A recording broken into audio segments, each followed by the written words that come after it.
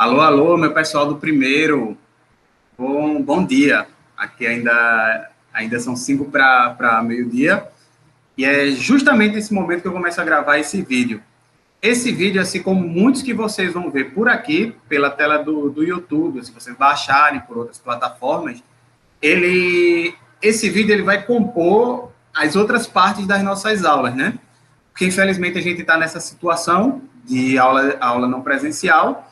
E enquanto a gente não resolve o nosso problema de saúde pública, nosso problema social, a gente vai criando outros caminhos, né? Para que não fiquemos parados muito tempo, tá certo? Então, tomara que a gente se acostume o mais rápido possível com isso. Esse vídeo, ele é a primeira parte das aulas semanais que a gente vai ter de língua portuguesa, então vai funcionar da seguinte maneira. Primeiro vocês vão ver o vídeo, depois vocês deem uma lida no livro, façam as atividades que são solicitadas, e aí, por último, a gente leva uma conversa no Meet, e aí a conversa é ao vivo e à distância, né? Sempre. E aí, lá no Meet, a gente pode tirar dúvidas, debater, conversar, perguntar, enfim. A gente pode dialogar mais diretamente. E aqui vai servir muito mais, esse canal, esse momento, vai servir muito mais para a gente absorver o conteúdo, ter uma ideia sobre o conteúdo, e vai ser dessa forma que eu vou passar para vocês, tá certo? Todas as vezes a gente vai ter um assunto específico. O de hoje é gênero lírico, que está dentro dos gêneros literários, e aí a gente vai ver especificamente o gênero lírico e quais são as características dele, né? As características, o que é que ele quer proporcionar, beleza? Então, vamos começar. Deixa eu começar a apresentar aqui para vocês. Vai surgir uma tela da apresentação da aula, dos slides que eu preparei para organizar melhor os tópicos de fala desses nossos 15 minutos. Geralmente vão ser 15 minutos de aula que a gente vai estar usando aqui nesse momento do YouTube. Massa? Olha, é o seguinte, o livro que a gente está usando é o de sempre, é o de Maria Luísa Balri, primeiro ano. Vocês podem encontrar nesse desenho, vocês podem encontrar nesse desenho aqui, que é mais antigo, ó, e vocês podem encontrar também uma versão mais nova ainda da editora Moderna.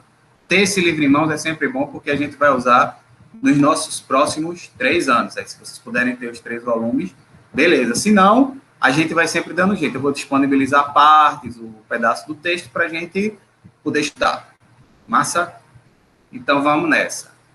Gênero lírico é o tema central da nossa aula. O que é um gênero literário? Qual é a ideia que perpassa para que a gente determine alguma coisa, algum texto literário como gênero lírico?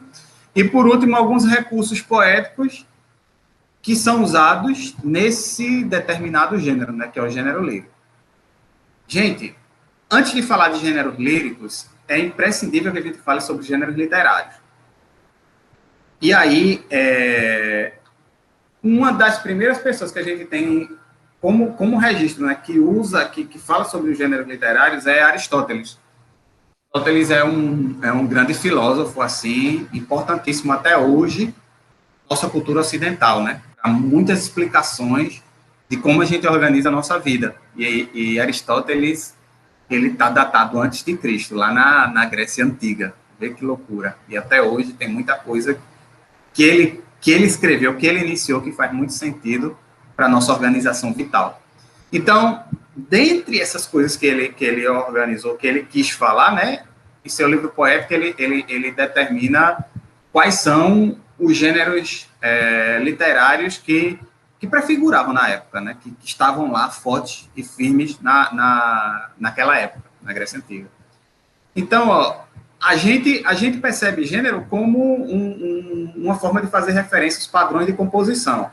Por exemplo, se eu vou ao teatro e assisto o Auto da Compadecida, por mais que não se pareça, por exemplo, com uma peça daquelas tragédias gregas, como Prometeu Acorrentado, como Édipo Rei, eu sei que as pessoas vão estar num palco, em determinado palco, e atuando e falando entre si como se estivessem representando a própria vida sem a presença de um narrador. Então, eu sei que esse gênero é diferente, por exemplo, do livro que eu abro e percebo a história de Anne Frank, por exemplo, no seu diário de Anne Frank.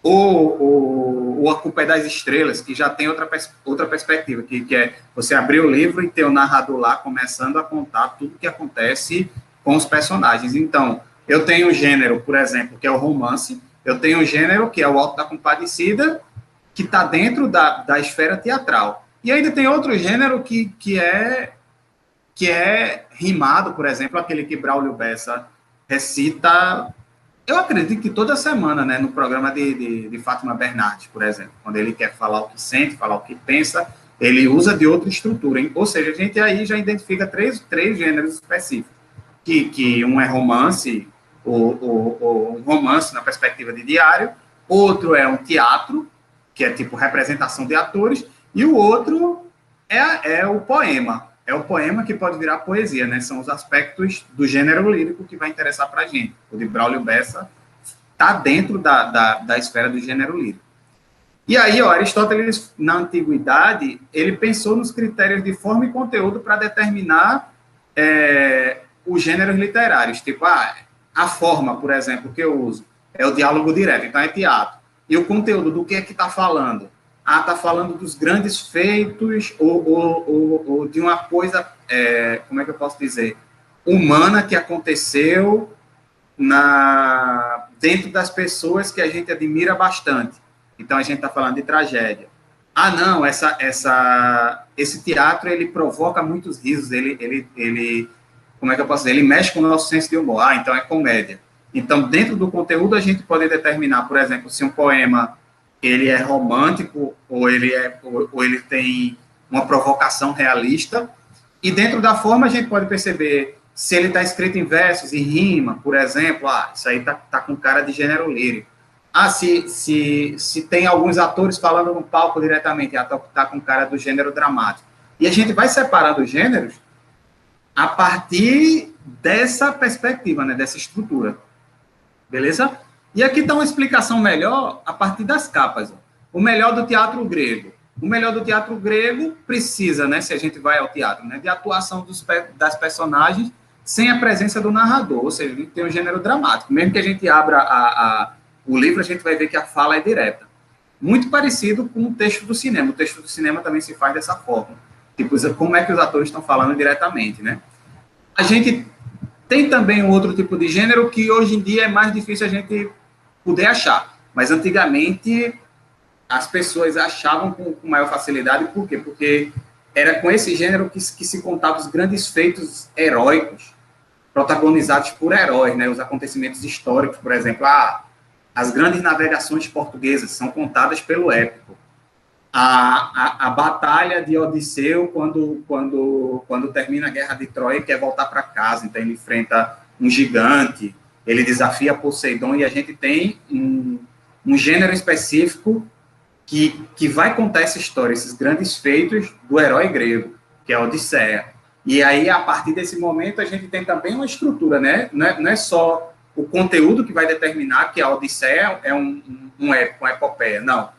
A gente vai perceber que quando a gente começa a ler esse livro, a Odisseia, ele vai ser estruturado em versos e narrado e, ao mesmo tempo, rimado também, e contado em métricas. Ou seja, ele parece com um poema lírico, né? Mas ele é um poema narrado, ele vai contar a história de uma saga. Uma coisa que se parece muito é a saga do vaqueiro, aquele forró. A saga do vaqueiro, ele tem como é que eu posso dizer, um empréstimo desse épico, né, dessa epopeia. E aí, ó, depois disso a gente tem o que interessa mais para hoje, que é o gênero lírico. O que é o gênero lírico? Uma voz particular que manifesta a expressão do mundo interior.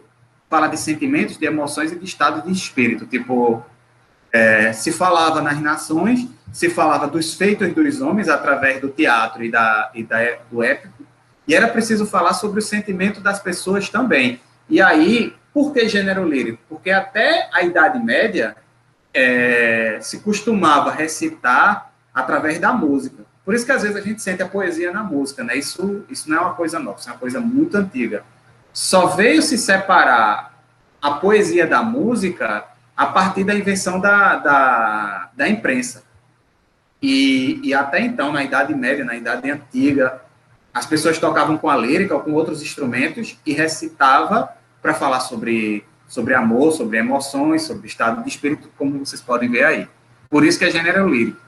E aí tem algumas formas clássicas, gente. Nas formas clássicas, a gente tem a elegia, que é um gênero lírico que trata de acontecimento muito triste. Muitas vezes pode representar a morte de alguém. A gente tem a égloga, que retrata a vida bucólica dos pastores. E isso, quando vocês estiverem no segundo ano, vocês vão ver. Às vezes, aquela ideia de fugir e contemplar a natureza. Como é que eu posso dizer? Ver outra perspectiva, ela tá presente na égloga. A gente tem a ode, que exalta valores nobres, tem um tom de louvação a determinadas pessoas. Tem até uma música de uma banda de rock chamada The Cranberries. Eu não sei muito inglês, não, vocês me perdoem. E aí tem uma ode para a família, eu acho que é Ode to My Family, alguma coisa assim. Vocês procurem, porque ela faz tipo homenagem ao pai, à mãe. E aí vocês podem pesquisar também outros poemas que querem exaltar, né? O modernismo usou a ode como uma forma de ironia também, mas isso aí é assunto dos próximos capítulos. E o soneto que vai interessar muito nessa aula de hoje, que ele é visto muito mais por causa da estrutura, né? Ele é um poema que se compõe por 14 versos, cada linhazinha daquela do poema são 14 o soneto, com 2 conjuntos de 4 versos e 2 conjuntos de 3 versos, que a gente vai chamar estrofe, o conjunto de versos todo junto, antes de você pular a linha. Aí você vai chamar estrofe, beleza? E aqui está o exemplo de um soneto clássico, ó, que se vocês ouvirem uma música chamada Monte Castelo e Legião Urbana, vocês vão perceber que Renato Russo, quando gravou essa música, ele pegou um pedaço desse poema e colocou para que as pessoas pudessem cantar, e às vezes não se dão nem conta de que esse verso, esse poema, ele tem mais de 200 ou talvez até mais do que 300 anos. Ele foi escrito pelo português Luís de Camões, e na época Camões ele falava muito sobre as grandes navegações portuguesas e, ao mesmo tempo, sobre o amor também, né? Muita coisa sobre o amor.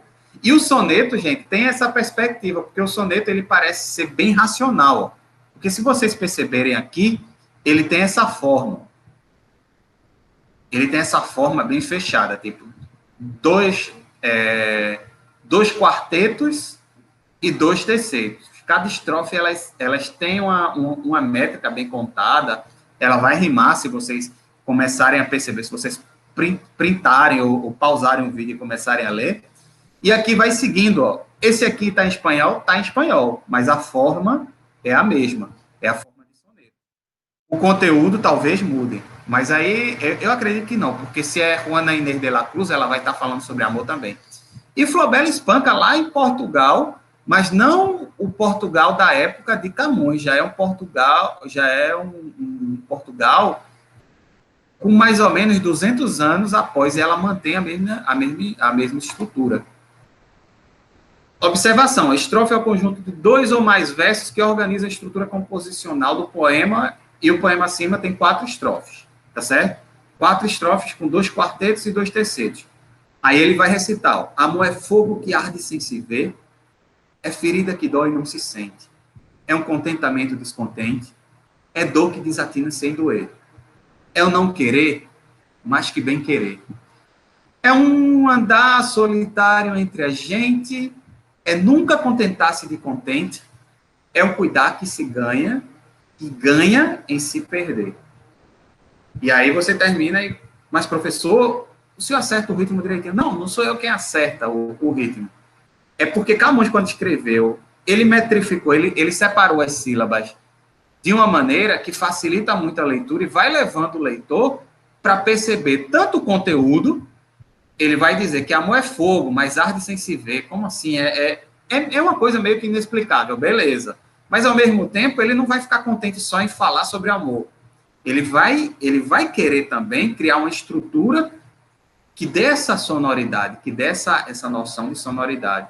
E não só foi Camões, não, gente. Ó, Sor Juana Inês de la Cruz, o que é que ela vai dizer?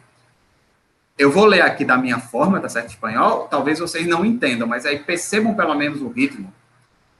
Le dio la hermosa juventud sus flores, era ella y gentil su gallardía, allí en la corte virreinal lucía, hiriendo pechos, inspirando amores. Brillaban en sus sienes los fulgores, del macro fuego en su mente ardía, y nunca el ave remediar podía las notas de sus cantos seductores. E assim o poema vai seguindo. E por que eu trouxe esse poema? Para que vocês percebam que a forma e o conteúdo, tipo, e até essa herança clássica, ela não só está no Brasil, ela está em grande parte da cultura ocidental. Aí vem Flaubert, ó, com a estrutura igual, já falando em outra língua e falando em outra coisa que talvez se pareça, mas não é igual porque são poetas diferentes, são poetisas diferentes. Horas profundas, lentas e caladas, feitas de beijos sensuais e ardentes, de noites de volúpia, noites quentes, onde há risos de virgens desmaiadas, ou isso, as olaiadas rindo desgrenhadas, tombam rastros em fogo astros dementes, e do luar os beijos languescentes, desculpem, são pedaços de prata para as estradas. E aí ela vai continuando depois, e aí percebam que dentro da estrutura se conta os versos, se for o caso do soneto, né, vai estar obedecendo essa estrutura de 2 quartetos e 2 tercetos, mas ainda tem mais. Ó. Quais são os recursos do gênero lírico? Alguns obedecem à rima, o ritmo, a grande maioria, né? O que é o ritmo? É um movimento regular, repetitivo, marcado pela alternância de acentos e pausas. E aí vocês podem perceber, por causa da tonicidade das palavras, e a contagem métrica tem muito a ver com isso. Aqui está meio clarinho, mas aí no livro de vocês vai tá mais escuro, vai estar mais legível esse exemplo aqui do ritmo, beleza? Recursos poéticos, ó. Além do recurso de como é que eu posso dizer, do ritmo, a gente tem um metro também que ajuda no próprio ritmo. A gente separa as sílabas e quando tem como é que eu posso dizer, uma métrica regular, normalmente a sílaba que eu conto para o primeiro verso é o mesmo que eu conto para o segundo, para o terceiro, para o quarto, e aí eu vou seguindo a métrica que é bem regular. Esse, por exemplo, de Camões, que eu acabei de ler, é um poema com 10 sílabas diferentes. A gente pode chamar de decassílabo. Mas, professor, se eu contar direitinho, tem alguns que tem 11 ou até 12. É porque sílaba poética, gente, é diferente da sílaba gramatical. Às vezes você tem uma junção, às vezes você não conta a sílaba que é a átona, a gente conta até a tônica. E aí a gente vai percebendo que segue uma métrica. Amor é fogo que arde sem se ver, é ferida que dói e não se sente, todas com 10. Ó. É um contentamento, descontém T. E esse T vai quase morto, então dá para contar até 10. Beleza? Denominação do metro. A gente pode ter uma redondilha, poemas que a gente pode chamar de redondilha menor, quando tem 5 sílabas métricas em cada verso. A gente pode chamar de redondilha maior, quando tem 7, decassílabo, que foi o caso do poema de Camões, e o alexandrino, que tem 12, que é imenso. Beleza? Existem tipos de rimas também, porque o poema, ele rima.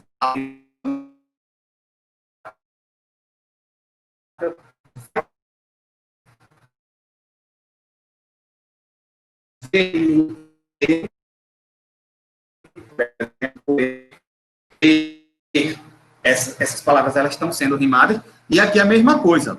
As rimas são pobres quando as palavras pertencem à mesma classe gramatical. Por exemplo, eu tenho um poema, e aí falo roubar com amar, doar, aí a gente chama de rima pobre. Se convenciona chamar rima pobre, né? E as ricas não, as ricas já pertencem a classes gramaticais diferentes. Rimar miúdo com tudo, por exemplo. Mudo com deixa eu ver, mudo com graúdo, e aí eu vou trocando as classes gramaticais, e aí eu tenho a rima rica, beleza? As estrofes também têm nomes, tipo, os conjuntos de estrofe que eu junto antes de pular a linha, eu posso chamar de dístico, quando só tem dois. Quarteto, quando eu represento uma quadra, né? 2 quartetos e 2 tercetos, como eu disse para vocês. Tercetos, aquele conjunto de 3. Sexteto e assim segue. Tipo, no livro vocês podem ver isso com maior detalhe, mas aqui fica essa dica, tipo, estrofe é aquele conjunto de versos que estão juntos e eu não pulo linha antes de ir para o outro, beleza? E aí a gente termina a nossa aula com 20 minutos de duração aproximadamente, né? E o que é que eu espero que a gente resolva com essa aula e com o estudo de vocês, né? Que aí tem que ir ao livro, tem que dar uma pesquisada, tem que dar uma observada melhor, voltar esse vídeo se for preciso. E aí, ó, gêneros literários, saber que é preciso diferenciá-los. Esse foi o meu primeiro objetivo, né?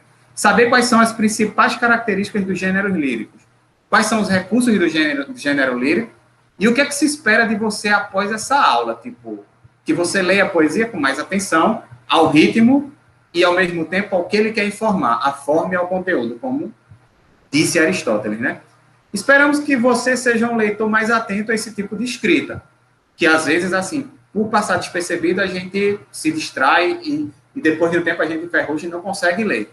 Eu acho que todo mundo gosta de poesia e de poema. Tem que achar, como é que eu posso dizer?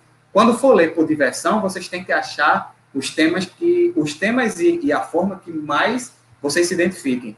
E depois disso, quando for para estudar, a gente tem que topar os desafios. E estudar em várias línguas, vários sentidos, porque está aí o desafio de leitura. Um dos desafios de leitura é conhecer esse gênero específico, beleza?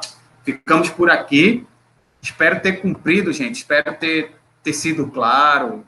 Espero que essa aula não se conte tanto tempo para se terminar. E vamos nessa, vamos seguindo. Até a próxima, viu? Tchau, tchau.